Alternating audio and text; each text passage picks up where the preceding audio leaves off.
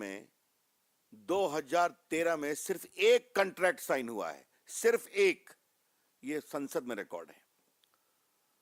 तो एनडीए ने सड़कें कितनी बनाई, यूपीए ने कितनी बनाई, जग जाहिर है। फिर भी राहुल गांधी सफेद झूठ बोलते हैं, उनके मंत्री झूठ बोलने का दावा करते हैं। लेकिन हमें इस बात की पीड़ा है कि झूठ के इस मामले में अब प्रधानमंत्री स्वयं शामिल हो गए हैं। आज उनके मीडिया एडवाइजर श्रीमान पचौरी साहब का जो स्टेटमेंट आया है कि गुजरात की विकास दर कम है, ट्विटर पर उन्होंने कमेंट किया था। उन्होंने गलत आंकड़ों का सहारा लिया और बाद में जब ट्विटर पर ही उनकी बहुत पिटाई हुई तो वो एक प्रकार से एग्जिट कर गए।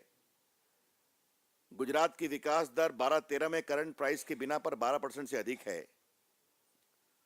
गुजरात की ग्रोथ रेट क्या है, इसके बारे में हमारी बात छोड़ दीजिए। मुझे मालूम है कि कितने रिस्पेक्टेबल मैगजीन्स ने, रिस्पेक्टेबल न्यूज चैनल्स ने कितनी बार सर्वे करके कई मानकों पर श्रीमान नरेंद्र मोदी जी को 5-6 बार लगातार हिंदुस्तान के बेस्ट चीफ मिनिस्टर का खिताब दिया है।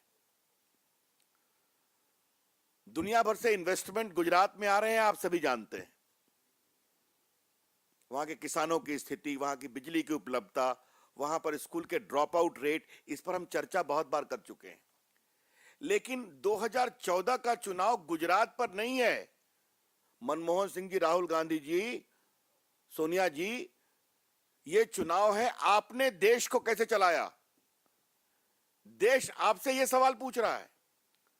And there is a complete silence by the Congress led government, giving no answer as to why they could not check price rise, why there is so much of decline in unemployment, why NDA left a growth rate of 8.5%, today it has come down to 4.7%.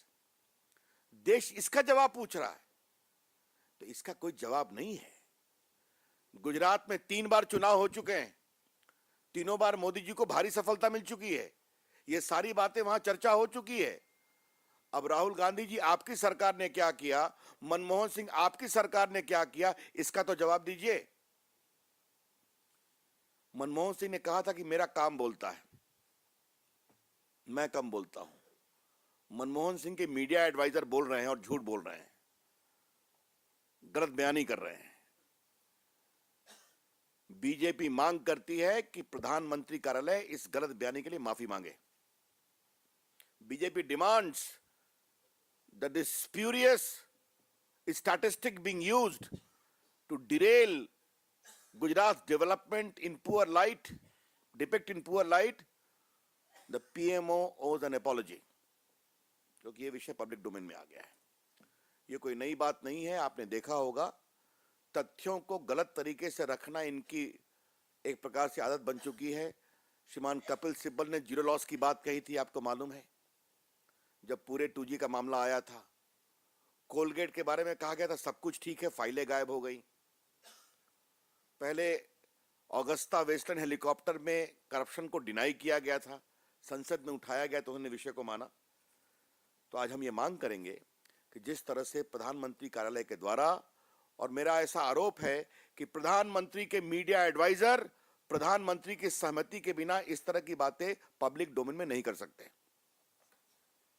The BJP is very firm in its view that this kind of public statement based upon wrong and fictional data about Gujarat development cannot be released by the principal media advisor of the Prime Minister without the consent and approval of the Prime Minister.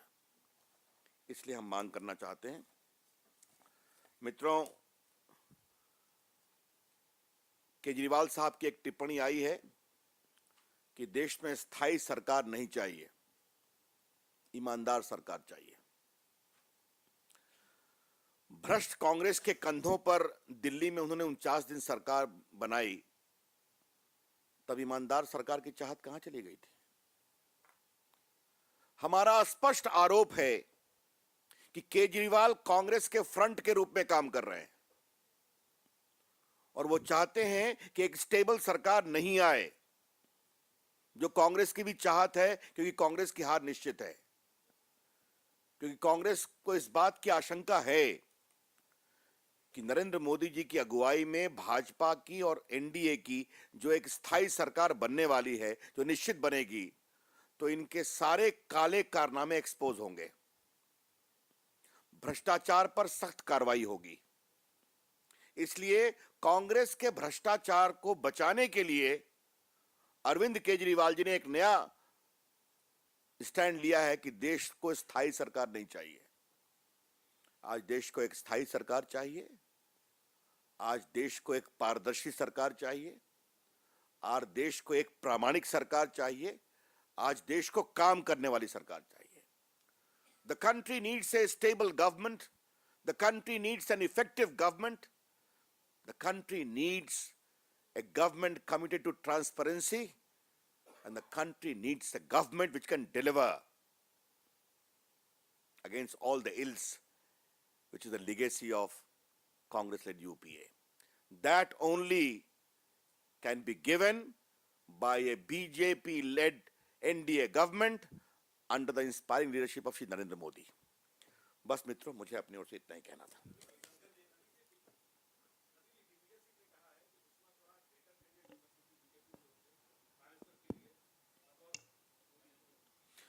देखिए, दिग्विजय सिंह की चर्चा जब भी आती है तो मेरा एक बड़ा ही सीधा जवाब होता है, जिनको उनकी पार्टी गंभीरता से नहीं लेती, जिनको देश गंभीरता से नहीं लेता, जिनकी अगुवाई में कांग्रेस पार्टी का तीसरी बार मध्य प्रदेश में इतना सफाया हो गया, जो खुद लड़ने की हिम्मत नहीं जुटा पा रहे हैं और मीडिया में रहने के लिए बात कर रहे हैं, हम लड़ेंगे काशी से, मध्य प्रदेश से लड़ने की हिम्मत नहीं है उनकी। अब आप उनको कह रहे हैं कि मैं गंभीरता से लूं, लेकिन फिर भी आपने एक सवाल उठाया है, तो मेरा जवाब यह है, बीजेपी ने अपने प्रधानमंत्री पद का निर्णय कर लिया है। इस पर पार्टी के नेशनल काउंसिल की मुहर लग चुकी है। हमें दिग्विजय सिंह की नेक सलाह की जरूरत नहीं है कि बीजेपी का प्रधानमंत्री पद का उम्मीदवार कौन हो। जब उन्होंने उठाया है तो मैं उनसे एक सवाल पूछने वाला हूं। दिग्विजय बाबू, एक चीज बता दीजिए, आपके प्रधानमंत्री का उम्मीदवार कौन है? जरा हम ये आपसे जानना चाहते हैं। आपके यहां दरबारी संस्कृति बहुत बजी थी कि राहुल गांधी बने। राहुल गांधी स्वयं तैयार नहीं हुए, यह हम सभी जानते हैं, हार के कारण। तो कृपया करके आप ये जवाब दीजिए। हाँ,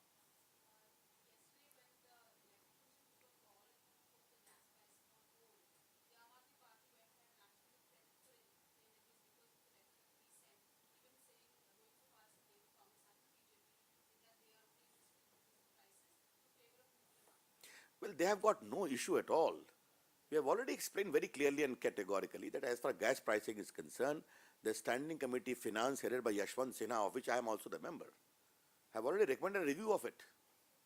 The point is they have got no agenda, no issue. Therefore, they keep on raising it. If the government tried to do it, the Election Commission has taken a call, the matter ends there.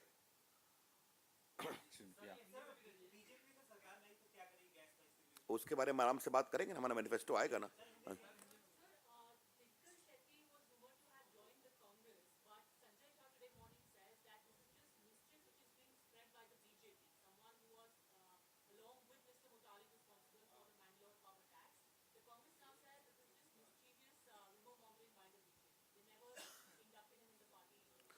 भाई ऐसा है, हम उनकी तरह बात नहीं करते। हमने स्वीकार किया कि मुतालिक साहब को हमारे कर्नाटक यूनिट ने एडमिट करने के लिए कोशिश की थी। सेंट्रल पार्टी ने कहा नहीं करना है, उनकी मेंबरशिप कैंसिल हो गई। पूरे मीडिया में है कि शेट्टी साहब ने ज्वाइन किया। अब आज वो कह रहे हैं तो ये उसका जवाब उनको देना है। इस मामले में हमारा दृष्टिकोण बहुत स्पष्ट है कि वो कांग्रेस में गए, इसके बारे में मीडिया में बहुत ही गंभीरता से रिपोर्ट थी। As far as I don't wish to make any comment, but in the BJP is quite upfront. Mr. Mutalik certainly joined in Karnataka at the instance of Karnataka BJP. The central party took a very tough stand, all of us. And ultimately his membership was completely terminated. The matter ends there. But as far as Shetty is concerned, we have seen a lot of media report that he did join the Congress party. He was with Congress leaders. Now if they are trying to evade it, it is for them to explain.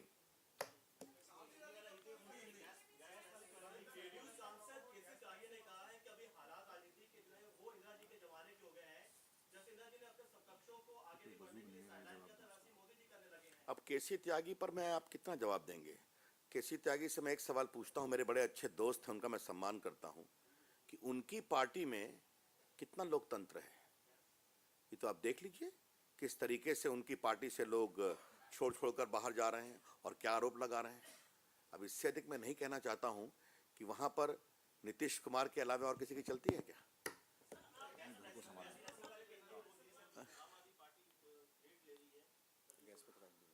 Gas के बारे में BJP का स्पष्ट मत है, हमने पहले भी बताया है, अरुण जेटली ने कहा है, उनका इंटरव्यू में आया है, मैंने भी पहले कहा था कि जो केजी बेसिन की गैस प्राइसिंग का रिवीजन होना चाहिए सरकार के द्वारा, जिसकी अनुशंसा स्टैंडिंग कमेटी फिनांस पार्लियामेंट की, जिसके अध्यक्ष बीजेपी के नेता यशवंत सिन्हा है, जिसका मेंबर मैं भी हूं, हमने किया है।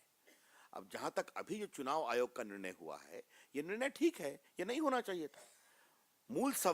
मूल सवाल ये है कि हम आपसे एक बात जो कहना चाहते हैं कि चुनाव जब model code of conduct in operation है तो इस तरह की कोई कार्रवाई नहीं होनी चाहिए। ये जहां तक श्रीमान आम आदमी पार्टी के नेताओं का क्रेडिट लेने का सवाल है, सबसे पहले वो ये जवाब दें कि भ्रष्ट कांग्रेस के कंधों पर क्यों उन्होंने सरकार बनाई, इसका जवाब दें। बाहर से पैसे कौन आते हैं, कितना आते हैं, उसकी इंक्वायरी होम मिनिस्ट्री कर रही है, इसका जवाब दें। तीसरी बात, उनके पार्टी को जो स्थापित करने वाले नेता रहे हैं, आज उनसे अलग होकर के वहां मनमानी की बात कर रहे हैं, इसका जवाब दें। और चौथी बात, अगर स्वयं उनके लोग कहते हैं कि हमारी संख्या बहुत ज्यादा नहीं बढ़ने वाली है, तो किस प्रकार की सरकार का दावा वो कर रहे हैं? Thank you.